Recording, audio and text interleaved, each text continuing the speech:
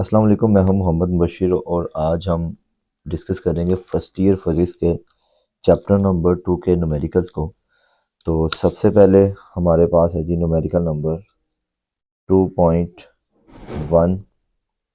वो कहता है कि suppose in a rectangular coordinate system a vector A has its tail at the point P into -2 and -3 and its tip at q into 3 and 9. Determine the distance between these 2 points.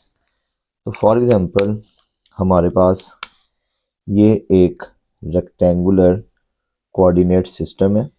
ये हमने एक Y axis consider कर लिया और ये हमारे पास एक x axis है। इसे हम कहते हैं एक्स एक्सिस, इसे हम कहते हैं वाई एक्सिस और इसे हम कहते हैं नेगेटिव एक्स एक्सिस और इसे हम कहते हैं नेगेटिव वाई एक्सिस। जहाँ पर ये दोनों लाइनें आपस में मिलती हैं इसे हम कहते हैं ओरिजिन। अब वो कहता है कि हमारे पास एक वेक्टर है ए, उसकी जो टेल है उसके कोऑर्डिनेट्स हमारे पास है -2 एंड -3। -2 एंड -3 का मतलब ये है कि उसकी जो टेल है वो इस क्वाड्रेंट में लाई कर रही है, इसे हम कहते हैं थर्ड क्वाड्रेंट। और उसकी वैल्यू क्या हमारे पास उसकी वैल्यू है -2 एंड -3 कि एक वेक्टर है और उसकी जो टेल है वो इस क्वाड्रेंट में लाई कर रही है और ये पॉइंट है हमारे पास पी। अब उसकी जो टिप है, टिप की अगर हम बात करें तो टिप उसकी लाई कर रही है जी फर्स्ट क्वाड्रेंट में। इसकी अगर हम इसकी बात कर लें क्यू पॉइंट है ये, और इसके जो पॉइंट्स ऑफ कोऑर्डिनेट्स हैं वो हैं 3 एंड 9। अब वो कहता है कि आपने ये जो हमारे पास वेक्टर प्रोड्यूस हुआ है इस वेक्टर को हम कह देते हैं, फॉर एग्जांपल ये हमारे पास है जी वेक्टर ए। हमने इस वेक्टर ए की फाइंड करनी है जी मैग्नीट्यूड। क्या हमने फाइंड करनी है जी? हमने इस वेक्टर की फाइंड करनी है जी मैग्नीट्यूड। तो इस वेक्टर को फाइंड करने के लिए हम ओरिजिन से कुछ पोजीशन वेक्टर ड्रॉ कर लेते हैं। फॉर एग्जांपल यहाँ से यहाँ तक हमारे पास एक पोजीशन वेक्टर है r1 और यहाँ से यहाँ तक हमारे पास एक और पोजीशन वेक्टर है, इसे हम कह देते हैं ये है r2। अब according to head to tail rule ये हमारे पास r1 पहला वेक्टर है और ये जो a वेक्टर है ये हमारे पास दूसरा वेक्टर है। तो हम according to head to tail rule इसको लिख सकते हैं r1 प्लस आ जाएगा वेक्टर a इक्वल टू, ये हमारे पास रिजल्टेंट आ रहा है। अब रिजल्टेंट कैसे निकालते हैं? जब भी हम वेक्टर्स को ऐड करते हैं तो head to tail rule use कर रहे होते हैं। जब हमने इसका रिजल्टेंट निकालना हो तो tail of first vector and head of the last vector को इसका रिजल्टेंट बनाते हैं। तो ये आ जाएगा हमारे पास r2। अगर हम यहाँ से a वेक्टर को फाइंड कर लें तो a वेक्टर का हमारे पास फार्मूला बनेगा r2 माइनस r1। अब r2 जो है ये r2 के कोऑर्डिनेट्स पड़े हुए हमारे पास, इसको हम लिख सकते हैं 3i cap plus 9j cap. और r1 के जो कोऑर्डिनेट्स हैं ये पड़े हुए हैं और इन्हें हम लिख सकते हैं माइनस इंटू आ जाएगा -2i कैप -3j कैप और इस ब्रैकेट को ओपन करने से ये आ जाएगा 3i कैप प्लस आ जाएगा 9j cap, minus minus plus हो जाएंगे 2i cap plus 3j cap. अब हम तो हमने इसको जी सॉल्व कर लिया। अब हम i को i में ऐड करेंगे, j को j में ऐड करेंगे। तो इसको जब हम सॉल्व कर लेंगे तो 3 + 2 ये कितना आ जाएगा 5i कैप, 9 + 3 ये हमारे पास कितना आ जाएगा 12j कैप। तो ये हमारे पास आ गया जी वेक्टर ए। हमने फाइंड करनी थी इस वेक्टर की मैग्नीट्यूड, तो इसकी मैग्नीट्यूड फाइंड करते हैं। मैग्नीट्यूड फाइंड करने के लिए हम कंसिडर करेंगे एक स्क्वायर रूट। स्क्वायर रूट के अंदर हम इस वेक्टर की मैग्नीट्यूड को कैसे फाइंड करने के, कोफिशिएंट ऑफ आई का स्क्वायर प्लस कोफिशिएंट ऑफ जे का स्क्वायर। तो कोफिशिएंट ऑफ आई कितना है हमारे पास, कोफिशिएंट ऑफ आई है हमारे पास 5 और कोफिशिएंट ऑफ जे कितना है हमारे पास, ये है 12 और इसका क्या आ जाएगा स्क्वायर 5 का स्क्वायर क्या होता है हमारे पास 25, 12 का स्क्वायर होता है हमारे पास 144, और इसको जब ऐड करेंगे तो ये आ जाएगा 169। जब इसको हम सॉल्व करेंगे तो इसका जो आंसर है ये आ जाएगा हमारे पास 13 यूनिट्स। इसके बाद है जी हमारे पास इसी चैप्टर का न्यूमेरिकल नंबर 2.2। ये बहुत ही इंपॉर्टेंट न्यूमेरिकल है। तो कहता है कि certain corner of a room is selected as the origin of rectangular coordinate system, कि हमारे पास ये एक रेक्टेंगुलर कोऑर्डिनेट सिस्टम है और इसका जो ओरिजिन है हमारे पास वो है ओ। वो कहता है कि if an insect is crawling, कि एक इंसेक्ट जो है वो क्रॉलिंग कर रहा हो on adjacent wall at a point having coordinates 2 and 1। का कहने का मतलब ये है कि हमारे पास जो इंसेक्ट है वो पहले तो जाता है अलोंग एक्स एक्सिस और उसकी वैल्यू थी हमारे पास 2i कैप। उसके बाद वो चला जाता है जी अलोंग वाई एक्सिस और इसकी वैल्यू है 1j cap, where the units are in metres. जबकि ये जो हमारे पास वैल्यूज हैं ये मीटर्स में है। वो कहता है कि what is the distance of the insect from this corner of the room, कि इस ओरिजिन से लेके इस पॉइंट तक उस इंसेक्ट ने कितना डिस्टेंस कवर किया। तो इस डिस्टेंस को हमने फाइंड करना है जी। तो पहले हम ये आर वेक्टर लिख लेते हैं यहाँ पे। ये आर वेक्टर हमारे पास बनेगा 2i कैप प्लस आ जाएगा 1j कैप। तो हमने क्या करना है, इसकी सिर्फ मैग्नीट्यूड को फाइंड करना है। तो इसकी मैग्नीट्यूड कैसे फाइंड करेंगे, ये आपके पास आ जाएगा स्क्वायर रूट। स्क्वायर रूट के अंदर हम क्या लिखेंगे जी, कोफिशिएंट ऑफ आई का स्क्वायर प्लस कोफिशिएंट ऑफ जे का स्क्वायर। कोफिशिएंट ऑफ आई क्या हमारे पास 2, इसका क्या होगा स्क्वायर प्लस 1 का स्क्वायर। तो इसको जब सॉल्व करेंगे तो ये 4 और ये 1, तो ये कितना आ गया 5 का स्क्वायर रूट। जब इसको सॉल्व करेंगे तो हमारे पास इसका आंसर आ जाएगा 2.2 मीटर। इसके बाद है जी हमारे पास इसी चैप्टर का न्यूमेरिकल नंबर 2.3, और ये भी बहुत ही इम्पोर्टेंट न्यूमेरिकल है इस चैप्टर का। वो कहता है कि what is the unit vector in the direction of the vector A is equal to 4i cap plus 3j cap. हमने फाइंड करना है जी यूनिट वेक्टर इस वेक्टर का, जबकि इसकी वैल्यू है हमारे पास 4i कैप प्लस हमारे पास है जी वैल्यू इसकी 3j कैप। तो देखते हैं जी हमने फाइंड क्या करना है जी, हमने फाइंड करना है जी ए यूनिट वेक्टर। तो यहाँ पे इसका फाइंड करते हैं जी सॉल्यूशन। हमें पता है कि जो वेक्टर होता है, वेक्टर को डिफाइन करने के लिए दो चीज़ों की ज़रूरत होती है। एक तो होती है जी मैग्नीट्यूड और एक होती है डायरेक्शन। डायरेक्शन को फाइंड करने के लिए हम यूज़ करते हैं जी यूनिट वेक्टर और उसके ऊपर लगा देते हैं जी ए कैप। तो हमने फाइंड करना है जी ए कैप को। तो यहाँ से हमारे पास आ जाएगा ए कैप इक्वल टू ये वेक्टर और ये नीचे आके डिवाइड हो जाएगा, तो ये वेक्टर का मैग्नीट्यूड। अब हमें दो चीज़ें चाहिए यूनिट वेक्टर को फाइंड करने के लिए, एक वेक्टर, वेक्टर तो हमारे पास मौजूद है। दूसरे नंबर पर हमें चाहिए जी मैग्नीट्यूड। तो मैग्नीट्यूड को फाइंड करते हैं। मैग्नीट्यूड फाइंड करने के लिए हम इसको सिंपल लिखेंगे और मॉड के अंदर इसको लिख देंगे। मैग्नीट्यूड कैसे फाइंड करेंगे जी, कोफिशिएंट ऑफ आई का स्क्वायर। कोफिशिएंट ऑफ आई कितना है हमारे पास 4, इसका स्क्वायर आ जाएगा। कोफिशिएंट ऑफ जे कितना है हमारे पास 3 और इसका भी क्या आ जाएगा स्क्वायर। तो 4 का स्क्वायर होता है हमारे पास 16, 3 का स्क्वायर होता है 9 और इसको सॉल्व करेंगे तो ये आ जाएगा 25। 25 का स्क्वायर रूट होता है हमारे पास 5। अब ये वैल्यू हमने यहाँ पे पुट करनी है। तो हमने जी फाइंड कर लिया यूनिट वेक्टर। ए वेक्टर की वैल्यू कितनी है 4i cap plus 3j cap over 5 आ गया। तो ये हमारा जी यूनिट वेक्टर सॉल्व हो गया।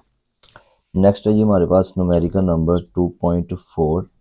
To particles are located at R1 and R2। हमारे पास जो R1 है इसकी वैल्यू है तकरीबन 3i cap plus 7j cap और जो R2 वेक्टर है इसकी वैल्यू है हमारे पास -2i कैप प्लस है जी 3j कैप।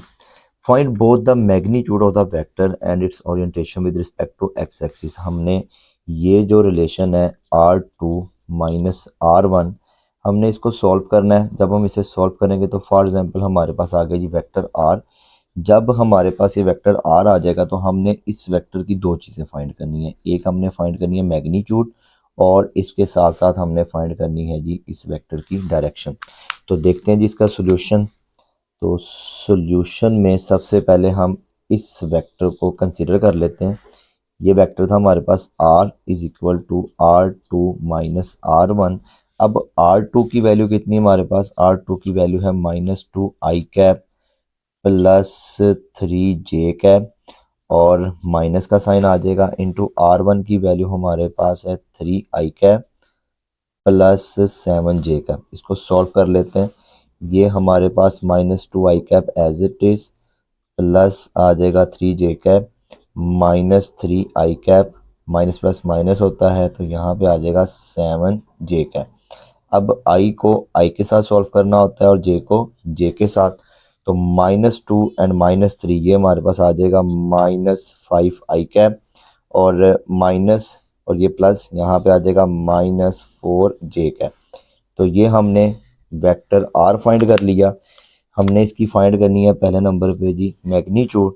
तो मैग्नीट्यूड फाइंड करने के लिए इस वेक्टर को मॉड में लिख देंगे और इक्वल का साइन आ जाएगा। इक्वल के बाद हम स्क्वायर रूट लगाएंगे। स्क्वायर रूट के अंदर हम लिखेंगे कोफिशिएंट ऑफ i का square plus coefficient of j का स्क्वायर। कोफिशिएंट ऑफ i हमारे पास क्या है जी -5, इसका क्या आ जाएगा स्क्वायर, प्लस का साइन आएगा, इंटू कोफिशिएंट ऑफ j का स्क्वायर आ जाएगा। सॉल्व करेंगे इसको तो स्क्वायर रूट आ गया, -5 का स्क्वायर क्या होता है हमारे पास 25, प्लस कितना आ गया 16।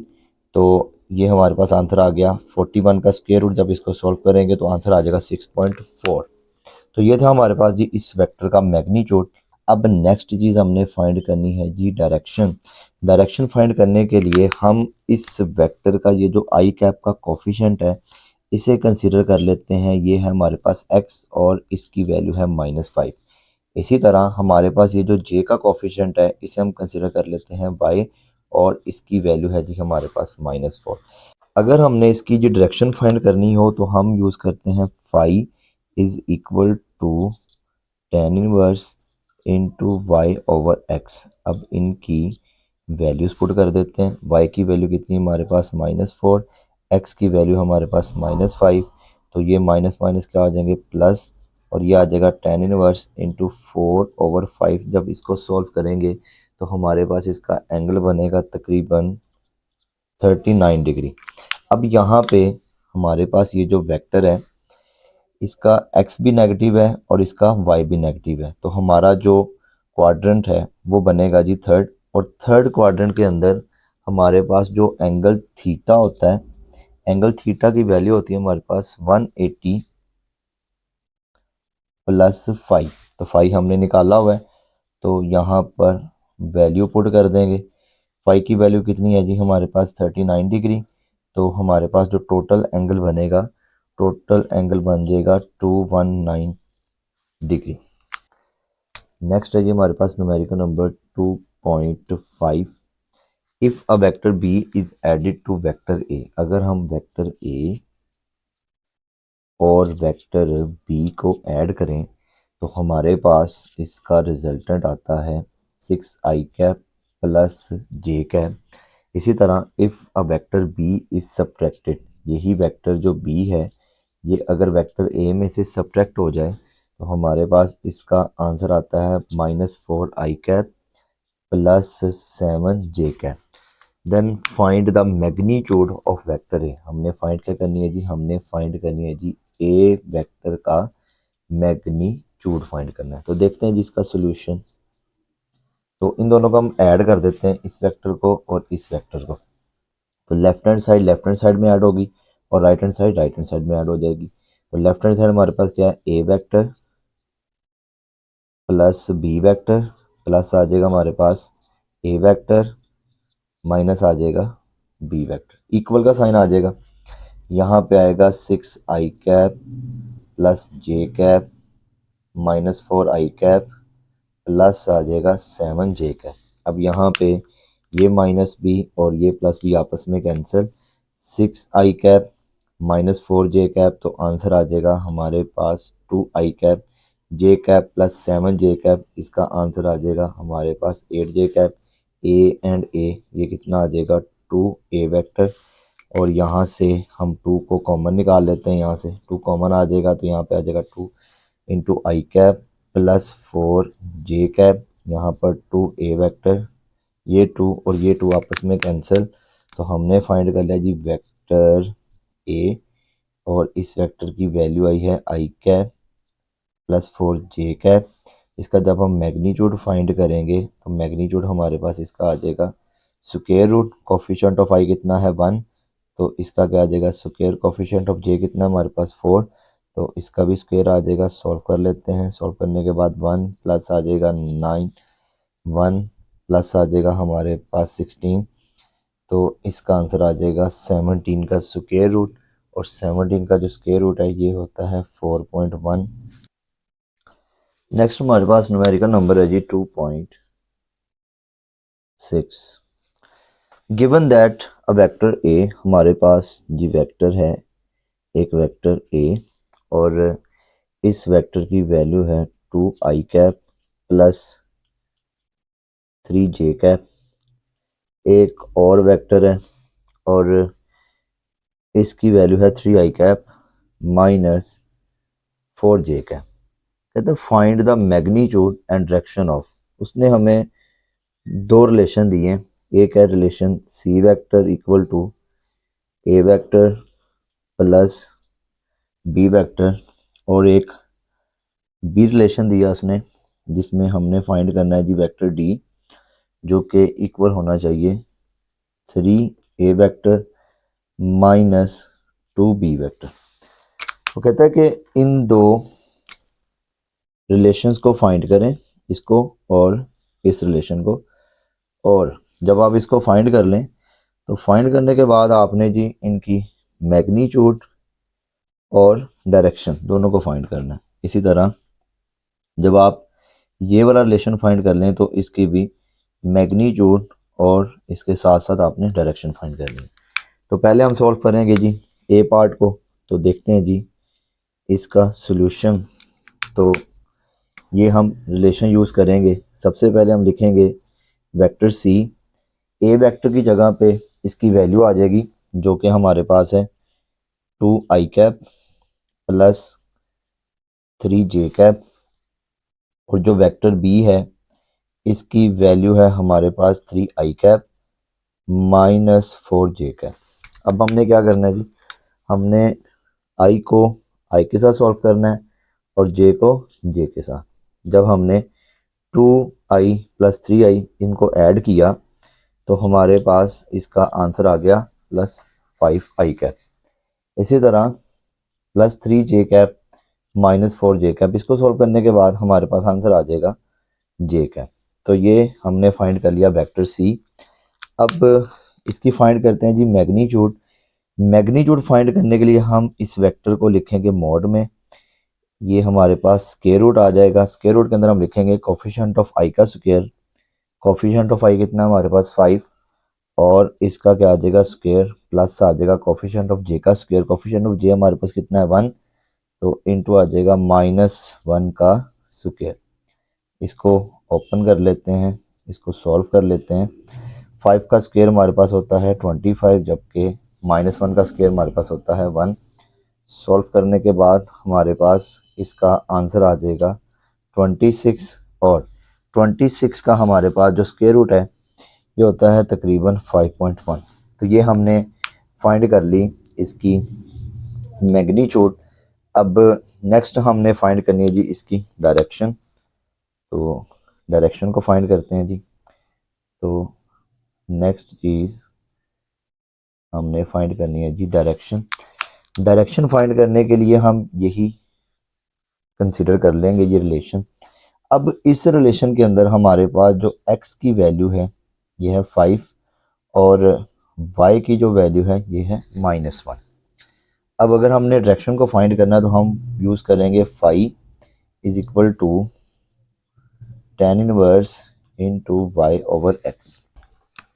अब यहाँ पर हम इनकी वैल्यूज़ को पुट कर देते हैं, तो यहाँ पे आ जाएगा हमारे पास फाई और यहाँ पे आ जाएगा tan इनवर्स। अब y की जगह पे हमने पुट करना है जी -1, लेकिन हम -1 नहीं पुट करेंगे, हम पॉजिटिव वैल्यू पुट करेंगे 1, और नीचे आ जाएगा 5।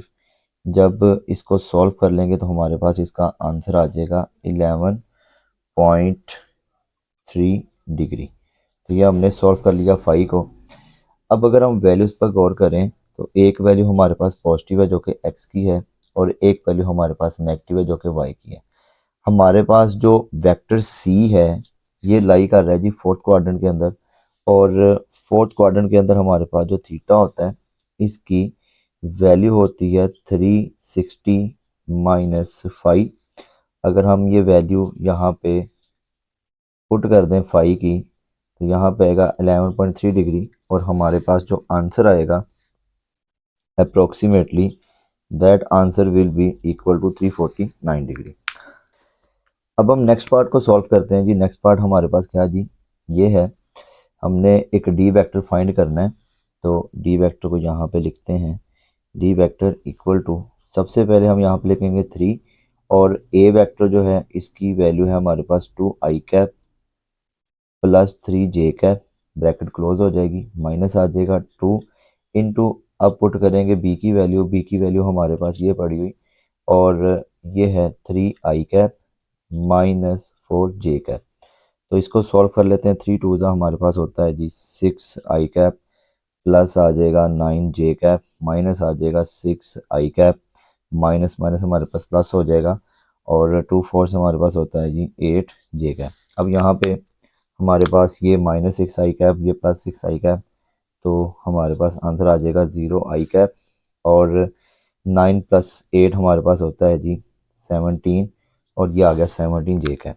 तो ये हमने फाइंड कर लिया जी वेक्टर डी। हमने इसकी दो चीज़ें फाइंड करनी है, एक मैग्नीट्यूड और डायरेक्शन भी। तो मैग्नीट्यूड फाइंड करते हैं। मैग्नीट्यूड कैसे फाइंड करेंगे, इसको हम मॉड में लिख देंगे। मॉड में लिखने के बाद स्क्वायर रूट का साइन लगाएंगे। स्क्वायर रूट के अंदर हम क्या करते होते हैं जी, कोफिशिएंट ऑफ आई का स्क्वायर प्लस कोफिशिएंट ऑफ जे का स्क्वायर, तो इसका हमारे पास मैग्नीट्यूड आ जाएगा जी 17। इसके बाद हम देखते हैं इसकी डायरेक्शन।